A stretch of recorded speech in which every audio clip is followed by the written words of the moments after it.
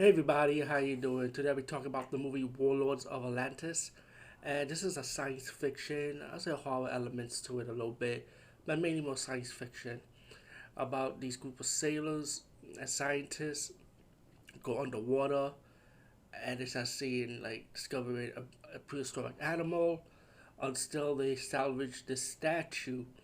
The scientist knows it's gold, but it was for scientific purposes. So the scientist guy was excited, but then the sailors saw this was gold, so they got kind of greedy and trying to set like the the one of the sailors and the scientists bottom the ocean, trying to cover everything up, trying to have the gold for themselves. But then that octopus kind of destroyed the boat a little bit, and took the crew with them and the survivor member underneath the ocean experiment.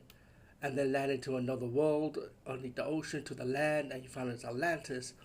And Atlantis is run by these aliens, what they say they from Mars, and to them the humans are pretty much the aliens of Earth.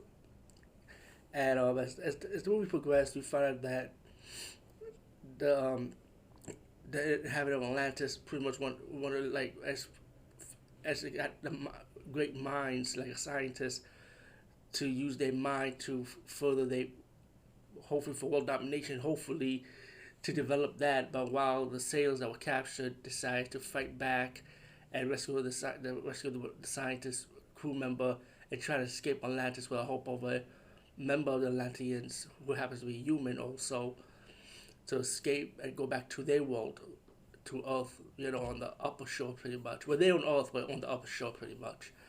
But these aliens, you can find out they want world domination. They want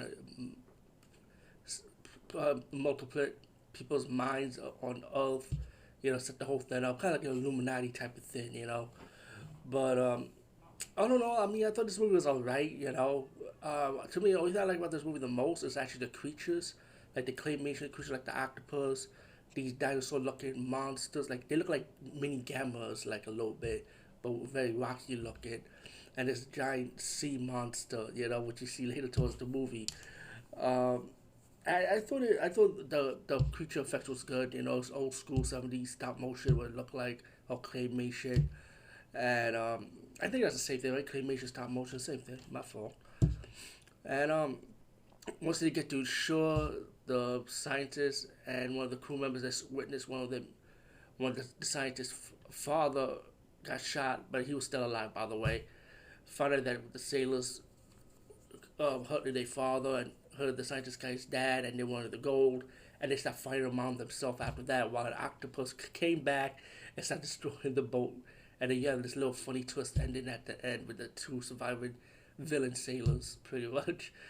But like I said, I thought it was okay, man. To me, the creature effects stood out for me. If you're old school, I think you like the creature effects more. Anyway, over and out.